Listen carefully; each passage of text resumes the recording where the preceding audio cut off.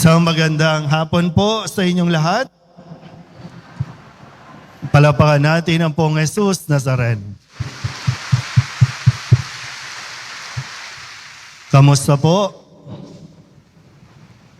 Kumustahin nyo nga yung katabi ninyo? Pag sinabing, kasi ngayon, para bang sa tuwing nagtitipon tayo sa banal na misa, kinakamusta tayo ng Diyos. So kung kakamustahin ka ng Diyos, ano ang sasabihin mo? Ano ang ire-report mo? Ano ang mga kwento mo? Dahil matapos ang buong linggo ng pagtatrabaho, paggawa natin, kasi lahat ng gawain natin ay nagiging daan o paraan ng paglilingkod natin sa Diyos. So, kamusta ang paglilingkod mo sa Diyos? Pag sinabing paglilingkod, mayroon kasing ipinamahala sa iyo. May ipinagkatiwala sa iyo na dapat mong pamahalaan. So, kamusta ka bilang katiwala? Yan. Kamusta ka bilang empleyado? Kamusta ka bilang manggagawa? Kamusta ka bilang pinuno? Yan. Ano ba ang masasabi mo at may isasagot mo kapag kinamusta ang paglilingkod mo? Malinaw po? Okay. So tingnan natin. Sa Ebanghelyo, binigyan tayo ulit ng isa pang talinghaga. Ang kausap ni Jesus ay mga punong saserdote at mga matatanda ng bayan. Para ipaliwanag sa kanila ni Jesus kung paano sila nagiging sa kanilang paglilingkod. Hindi muna diniretso ni Jesus, kundi nagbigay muna ng talinghaga. Talinghaga ng katiwala sa ubasan. Sabi po doon, mayroong may-ari ng ubasan. Sabihin nyo nga po, ubasan. Tulog na. Ubasan. Yan. Mayroong may-ari, ha? Mayroong may-ari ng ubasan. Inayos niya ang kanyang ubasan. Nilagyan ng bakod. Tinamnan niya ng mga ubas. Etong ubasan na ito, maayos na yan. Umalis lang siya o aalis siya, pupunta sa ibang bayan.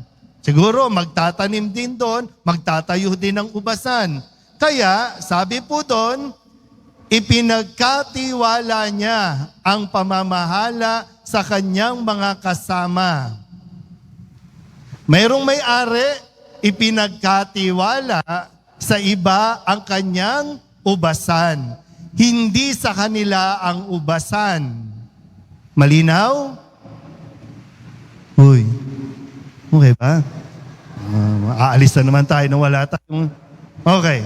Kaya makalipas ang ilang panahon o ilang buwan, ilang linggo, panahon na ng pagpipitas, panahon na ng pag-aani. Kaya yung may-ari ng ubasan nagpadala ng mga alipin para kumuha ng share, ng parte doon sa aanihin. Hindi nagpadala yung may-ari ng ubasan para sabihin, kukunin ko na ang aking ubasan, babawiin ko na ang aking ubasan. Ang sinabi lang ay, para kunin yung parte. Yan. Pero anong ginawa ng mga pinagkatiwalaan? Binugbog yung isa, pinatay yung isa, binato yung isa. At yung kahuli-hulihan, yung nag-iisang anak, yung tagapagmana ay inilabas at pinatay doon sa labas ng ubasan. Hindi kanila yon. Pero, nung kumukuha ng parte, inangkin nila ang ubasang hindi sa kanila.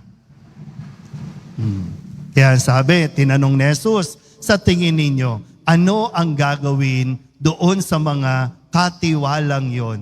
Doon sa mga buhong na iyon?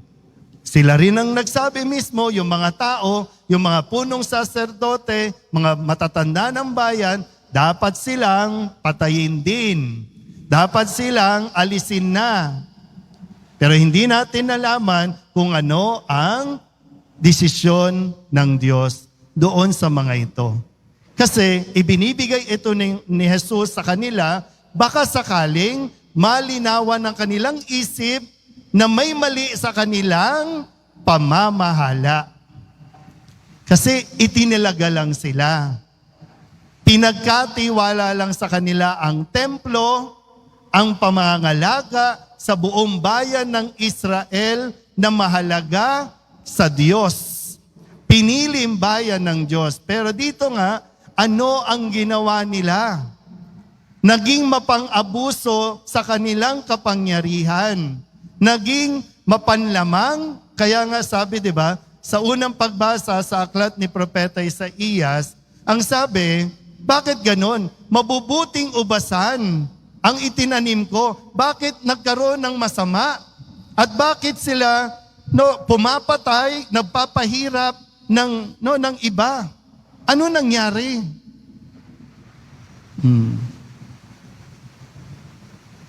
Okay pa ba tayo? Yeah. Sige. Kaya tingnan natin, no? Ano mang mayroon tayo, tandaan niyo po ha, ano mang mayroon tayo, pari, mapa sa gobyerno, mapa sa simbahan, lahat na dito, wala tayong po pwedeng angkinin at sabihin, akin ito. Kasi lahat ng mayroon tayo, pag-aari ng Diyos, ipinangangalaga, ipinamamahala lang sa atin. Hindi atin ito. Ano bang pakiramdam mo kapag may isang tao na ipinagkatiwala sa iyo ang kanyang ari-arian? Ano bang nararamdaman ng isang tao pag ganon? Di ba masarap sa pakiramdam?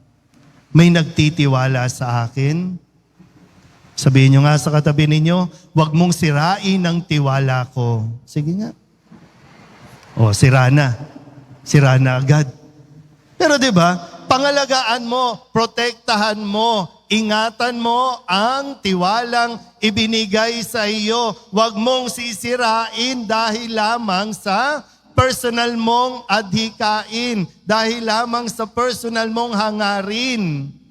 Lalo't lalo na, huwag mong sisirain ang tiwalang ibinigay sa iyo dahil lamang sa pera.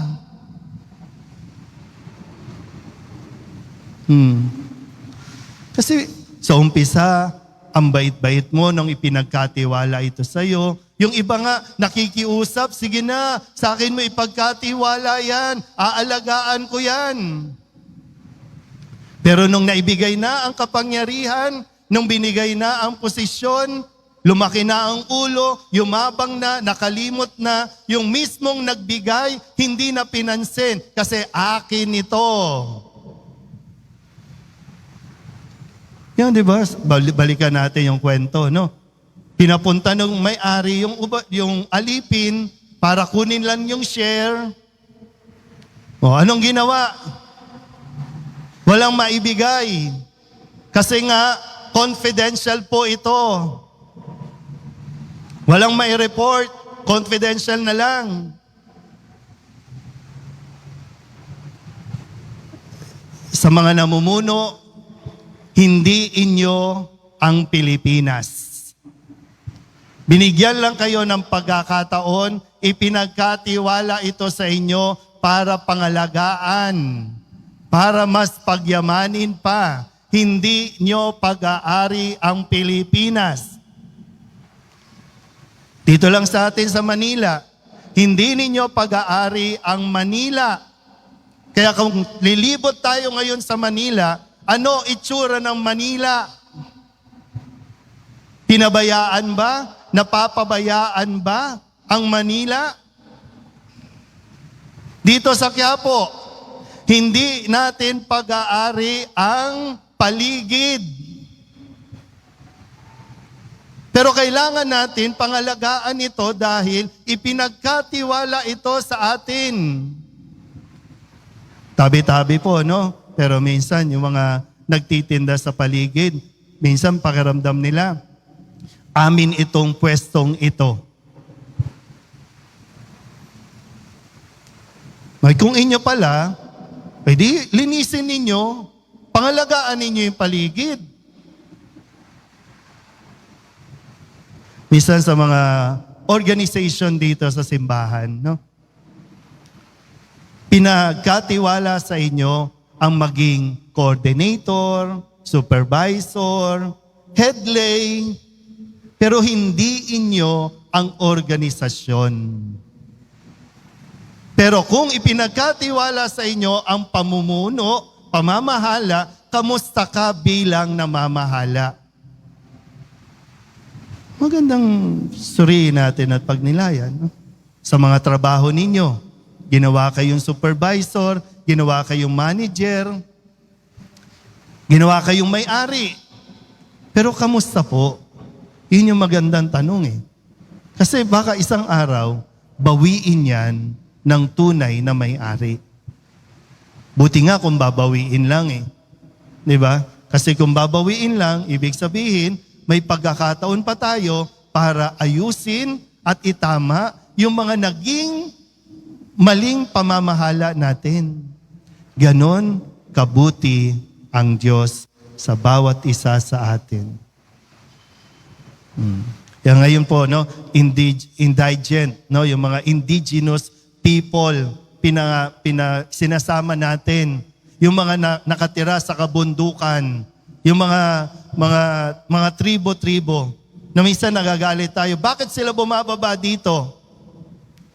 Kasi sinisira natin yung tirahan nila. Kasi nga, may mga nag-iisip na mga tao, pag-aari namin ng bundok, pag-aari namin ng kagubatan. Kaya kinakalbo ang bundok, so yung mga nakatira, bababa dito.